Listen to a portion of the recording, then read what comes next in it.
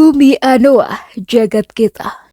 Di sebuah negara yang menjunjung tinggi nilai-nilai demokrasi, setiap orang memiliki kesempatan yang sama dan bebas berekspresi yang dijamin oleh konstitusi. Demikianlah negara kita. Sejak menahbiskan diri sebagai negara yang menganut sistem demokrasi, maka setiap orang memiliki kebebasan berekspresi, termasuk mengemukakan pendapatnya di depan umum. Ini dijamin oleh konstitusi yang berlaku di negara ini. Pembatasan ekspresi seseorang hanya dapat terjadi jika ekspresi itu dianggap dapat mengancam kedaulatan negara dan mengganggu ketertiban umum. Pembatasan ekspresi tanpa alasan yang jelas justru dipandang sebagai pelanggaran HAM. Dalam suasana menjelang pilkada nanti, diksi mengenai kebebasan berekspresi yang dijamin undang-undang akan ramai diperguncingkan. Ini berarti masyarakat sejatinya telah memiliki kesadaran hukum dan kesadaran politik. Beberapa urgen kebebasan berekspresi di pilkada serentak yang akan berlangsung pada November mendatang. Setiap orang merasa memiliki hak yang sama di dalam mengekspresikan pendapatnya dan bahkan pilihan-pilihan politiknya tanpa merasa takut akan adanya intimidasi dari orang lain dan kelompok lain. Kebebasan berekspresi di era pilkada tentu ada batas-batasannya.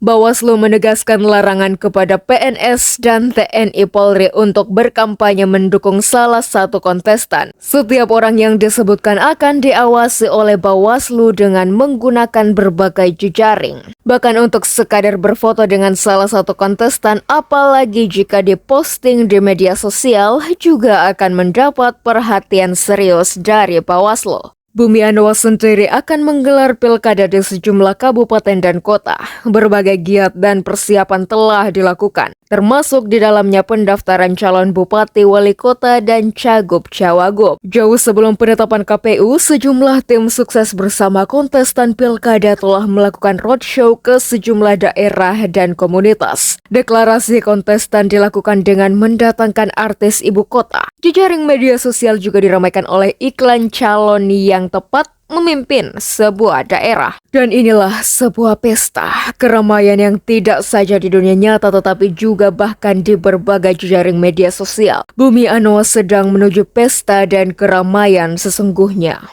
Merawat jagat. Bumi Anoa yang dideklarasikan berdirinya oleh beberapa tokoh di daerah ini merupakan daerah yang memiliki kekayaan sumber daya alam yang melimpah ruah. Nyaris setiap kabupaten memiliki kekayaan sumber daya mineral yang akan dan telah dieksplorasi. Berbagai jenis tambang ada di daerah ini. Berbagai orang datang meluruk ke daerah ini, sekadar mengeruk pundi-pundi dan bahkan lalu mengangkutnya ke daerah lain. Tenaga kerja asing dan lokal memenuhi sejumlah konsentrasi pertambangan. Banyak orang mengakui daerah ini sangat kaya, sekaya Pulau Kalimantan. Selain kekayaan mineral, Bumi Anoa juga menyimpan kekayaan budaya yang melimpah ruah. Betapa tidak, Bumi Anoa ini dihuni oleh berbagai macam suku dengan ciri khas budaya masing-masing. Masyarakat pendatang dari luar Bumi Anoa memenuhi hampir setiap sudut daerah ini. Mereka menetap, berinteraksi dengan penduduk lokal dan mencari penghidupan di daerah ini. Tidak jarang di antara mereka telah melakukan perkawinan dengan penduduk lokal. Keragaman suku dan budaya inilah kemudian menjelma menjadi sebuah kekayaan dan kekuatan yang sangat diperhitungkan oleh berbagai pihak.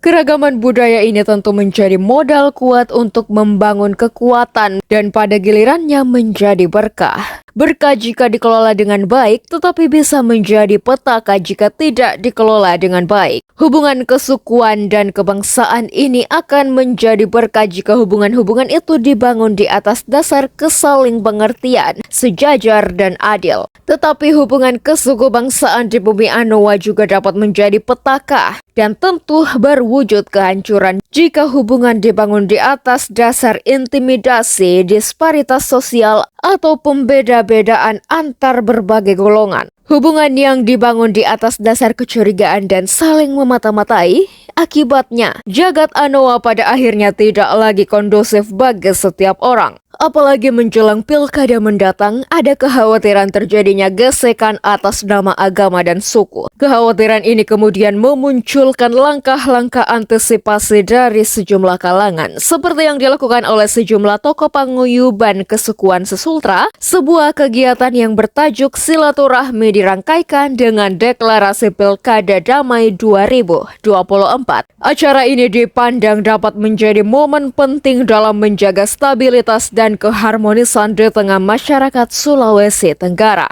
Direktorat Intel Kampolda Sulawesi Tenggara menjadi penggagas utama acara ini dengan merangkul berbagai tokoh adat dan budaya dari berbagai suku di Sulawesi Tenggara. Di antara mereka yang hadir ada DPP Lembaga Adat Tolaki, Lembaga Adat Munah, Kerukunan Keluarga Buton Bau-Bau, Kerukunan Keluarga Moronene, Kerukunan Keluarga Sulawesi Selatan atau KKSS, Kerukunan Keluarga Jawa, Paguyuban Pasundan Sultra, Perhimpunan Masyarakat Toraja, Kerukunan Keluarga NTT, Banjar Sukaduka Sindu Marta Bali Sultra, dan Kerukunan Keluarga Bajo. Dalam perhelatan itu, Kapolda Sulawesi Tenggara Irjen Pol Dwi Irianto SIKM SI menegaskan bahwa Polda Sultra akan terus melakukan upaya preventif dan preemptif dalam menjaga keamanan. Salah satu langkahnya adalah dengan mengajak tokoh masyarakat dan agama untuk bersama-sama menciptakan suasana yang sejuk dan damai, terutama menjelang Pilkada Serentak 2024. Bagi kita, apapun suku dan agamanya, menjaga ritme harmoni dan damai di bumi Anoa ini dan hari-hari mendatang adalah sebuah keniscayaan. Sebuah bentuk penghargaan atau penghormatan tertinggi terhadap cita-cita para pendiri Sultra. Para founding father Sultra tentu memiliki niat tulus menyatukan berbagai perbedaan suku dan agama yang ada di bumi Anoa. Tugas kita antara lain menjaga hasrat dan niat tulus itu terus berdenyut di setiap momen sosial politik di daerah ini. Para founding father Sultra telah mengajarkan kepada kita generasi yang masih hidup saat ini bahwa segala perbedaan itu kemudian lebur dalam satu cita-cita dan tekad kuat membangun bumi Anoa. Pada saat bersamaan mereka juga telah memberikan teladan perihal saling mengenal dan saling belajar di antara berbagai entitas yang berbeda itu. Dari sini kita dapat memahami lebih dalam bahwa bumi Anoa, jagat yang kita tinggali dan minum airnya ini dibangun di atas fondasi kemajemukan agama dan budaya. Tetapi kemajemukan ini tidak menjadi penghalang utama menuju kemajuan dan terus tegaknya bumi Anoa. Tugas kesejarahan kita selain terus-menerus menjaga warisan para pendahulu, menjaga harmoni dan damai yang telah lama terjalin, juga pada saat bersamaan membangun peradaban baru. Sebuah peradaban yang dibangun di atas fondasi kekuatan dan keragaman budaya dan agama yang eksis di bumi Anoa. Merawat bumi Anoa, membangun peradaban. Semoga. Wallahu alam bishawab.